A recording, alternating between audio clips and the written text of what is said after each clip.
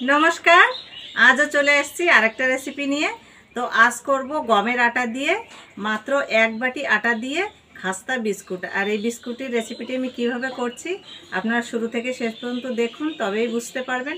আশা করি রেসিপিটা আপনাদের খুবই ভালো লাগবে। তো আপনারা দেখতে থাকুন। এখন আমি শুরু করব।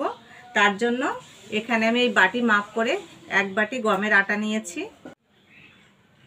3 চামচ সুজি, 3 চামচ গুঁড়ো দুধ, সামান্য একটু লবণ, ঘি দেব 3 চামচ। তো আপনারা চাইলে ঘির পরিবর্তে সাদা তেল দিয়েও করতে পারেন। এবার দেব মৌরি, আর এই মৌরিটা দিলে খুবই টেস্টি হয় খেতে। এবার দেব কালো জিরা, এটা অপশনাল, আপনারা চাইলে দিতেও পারেন অথবা নাও দিতে পারেন, তবে এটা দিলে বিস্কুটের স্বাদটা অনেকটা বেড়ে যায়। এবার সব কিছু দিয়ে ভালো করে ময়ান করে নেব। এবার দেব চিনির গুঁড়ো, চিনিটা এখানে আমি পাউডার করে নিয়েছি।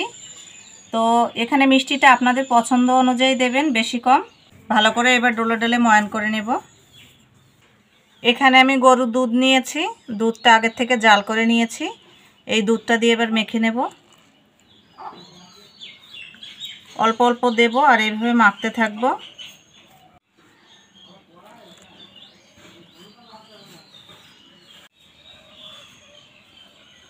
এখানে যে দুধটা দিয়ে আমি মাখছি, তো আপনারা চাইলে শুধু জল দিয়েও মাখতে পারেন।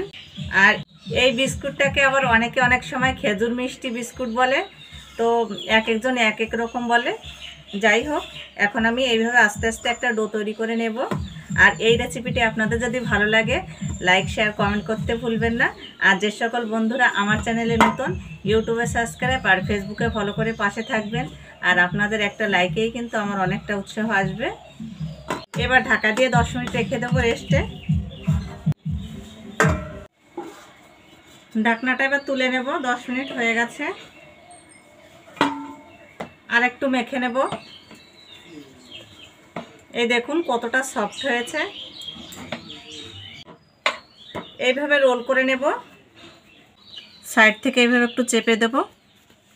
যদি বোঝেন যে সাইডগুলো ফেটে গেছে, তাহলে এইভাবে একটু চেপে দিলে ফাটাটা কমে যাবে। মোটা করে একটা রোল করে নিয়েছি। এখানে একটা চাকু নিয়েছি। এবার এইভাবে কোনাকুনি কেটে নেব।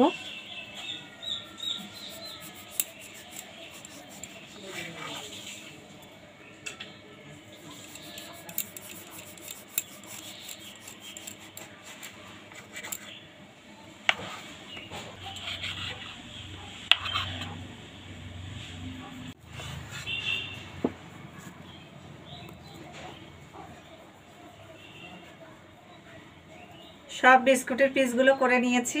এবার উনুনটা ধরিয়ে নেব। তেলটা দিয়ে দেব। এখানে আমি সাদা তেল নিয়েছি। তেলটা গরম হয়ে গেছে। এবার এক এক করে বিস্কুটগুলো ভেজে নেব।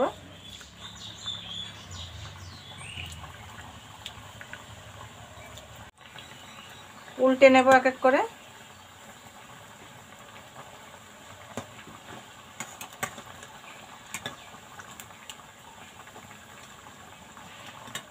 এইভাবে উল্টে পাল্টে বিস্কুটগুলো ভেজে নেব। বিস্কুটগুলো ভাজা হয়ে গেছে। এবার এক এক করে তুলে নেব।